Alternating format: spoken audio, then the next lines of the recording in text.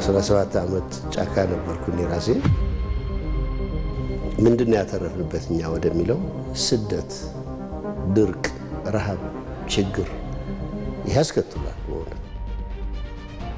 በበርካታ ስብራቶች የተተበተበው የኢትዮጵያ ፖለቲካ ከትውልድ ወደ ትውልድ ዋጋ እያስከፈለ ከሐሳብ የበላይነት ይልቅ ለሴራና ለኃይል ፖለቲካ ቅድሚያ መስጠቱ የጠንካራ ሀገር ምስረታው ከድጡ ወደ ማጡ ሲጎትተው ቆይቷል። በጠረጴዛ ዙሪያ በውይይትና በድርድር ተነጋግሮ ከመግባባት ይልቅ ነፍጥ አንግቦ በኃይል አቅምን ለማስከበር ይደረግ የነበረው ጥረት ፈቅ ያለ መፍትሄ ለኢትዮጵያ እንዳልፈየደ ታሪክና ምግባር የተጻፉ ዋቢዎች ናቸው። በእርግጥ አሜሪካንን ጨምሮ አንዳንድ የአውሮፓ ሀገራትም ጭምር በትጥቅ ትግል ምክንያት ከመፍረስ አደጋ ተነስተው ከትላንት ተምረው ሐሳብን መሰረት ወዳደረገው የዲሞክራሲ ባህል ግንባታ መገንባት እንደቻሉ ይነገራል። በኢትዮጵያ ግን ጽንፍና ጽንፍ በቆሙ ኃይሎች ተወጥሮ የሰነበተው የፖለቲካ ንግድ ከትላንት ተስቦ ዛሬ ላይ በተቃኘ እንጉርጉሮ ኃይልን አንግቦ ቅስምን ሰብሮ ነገን የሚሰርቅ በሴራ ትስስር ላይ የተመሰረተ ሆኖ ለዘመናት መዝለቁን የታሪክ መዛግብት ያስረዳሉ። ይሄ የመጣው አንደኛ የሐሳብ ልዩነት በአግባቡ ማስተናገድ ባለመቻላችን ፖለቲካ ስርዓታችን አልዘመነም። እንግዲህ አሜሪካንም እንደ ምሳሌ ስንመለከት ምርጫዎች ሲደርሱ በጣም ከፍተኛ ፉክክሮች፣ መዘላለፎች በሐሳብ የግለሰባዊ መብቶች ሳይነኩ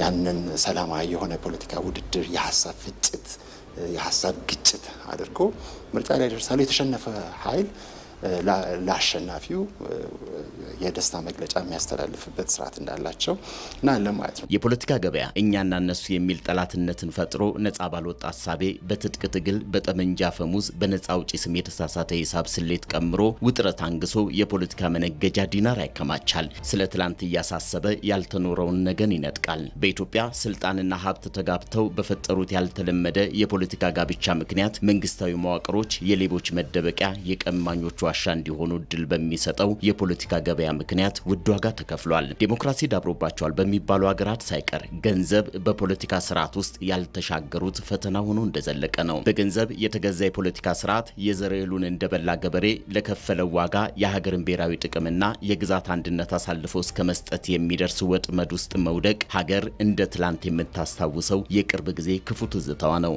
የጠላት ተብሎ ከጠላት ጋር ወግኖ አገሩ መውጋት ግን የመጨረሻ ስህተት ነው። ምክንያቱም መሳሪያ ከዛ ነው የሚመጣ፣ ፋይናንስ ከዛው ነው የሚመጣ። አንዳንድ ፖለቲከኞች እኮ እንደ ትልቅ ነገር አድርገው ከገሌ እኮ ይህን ያህል ገንዘብ ወስደናል ብሎ የተናገሩ እኮ አሉ፣ በሚዲያ ማለት ነው።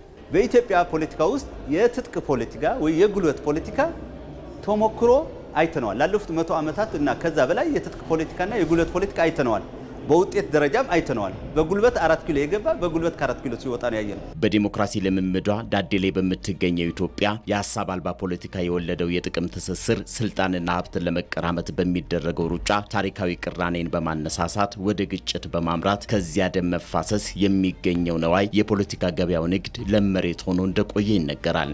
አንድን ቤት የሚከድኑ ሰዎች ቤት መክደኛ ሳርን አይሻሙም በሚለው ሀገራዊ ብሂል ለአንድ ሀገር ችግር ለጋራ መፍትሄ በትብብር መቆም ሲገባ እነዚህ የፖለቲካ ነጋዴዎች ግን ዲሞክራሲ የፈጠረውን ምቹ ሁኔታና የመረጃ ነጻነትን ኃላፊነት በጎደለው መንገድ በመጠቀም የቆየ ቁስልን እያነሱ ትርፍ ለማግኘት የሚደክሙ ናቸው። ውድድርና ትብብር በሚደረግበት የሐሳብ ፖለቲካ ሜዳ የተለያዩ ሐሳቦች ተደጋግፈውና ተናበው ሀገር ይመራሉ። እዚህ አግላይም ጠቅላይም የለም። ብዝሃነት በሆነው የኢትዮጵያ መልክና ጠባይ የሃይማኖትና የብሔር ካባ እስካሁን ሀገርን ያጎበጠ ሂደት ተቀይሮ የሐሳብ የበላይነት መሰረት ያደረገ ስልጡን ፖለቲካ ወቅቱ የሚዋጀውም የሚበጀውም ሆኖ ቀርቧል። በመደመር መንግስት የፖለቲካ ገበያን ለማዳከምና የሐሳብ ገበያን ለማጎልበት ሀገራዊ ምክክር በማድረግና የፖለቲካ ኃይሎችን ከተቀናቃኝነት ይልቅ ወደ ተፎካካሪነት ጋብዞ ሀገር ለመስራት በጋራ የመስራት ውጥን ለሐሳብ ገበያ መዳበር የተከፈተ በር ሆኖ መጥቷል። በዘላቂነት የዚህ ሀገር መፍትሄ ፖለቲካዊ ድርድር፣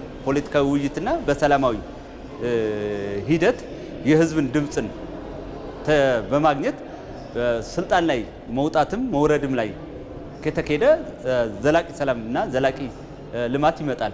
እነዛን ነገሮች ጠረጴዛ ላይ አስቀምጠን ልዩነቶቻችንን በንግግር በውይይት ባህልን አዳብረን አለመምጣታችን ዛሬ ላለንበት ነገር አድርሶናል ብዬ ይረዳል። ሺገዳይን የሚያወድስ የጠመንጃ ባህል በሴራና እርስ በርስ በመጠፋፋት በሌላው መቃብር ላይ መቆም በተጠናወተው ያልተለወጠ ስልትና ያልዳበረ የፖለቲካ ባህል ወደ ዘመናዊ የፖለቲካ ልምምድ መሻገሪያ በሆነው የመደመር ፍልስፍና ከፖለቲካ ገበያ ወደ ሐሳብ ፖለቲካ መሻገር አማራጭ የሌለው ምርጫ ስለመሆኑ የወቅቱ የሀገር ሐሳብ ሂሳብም ነው።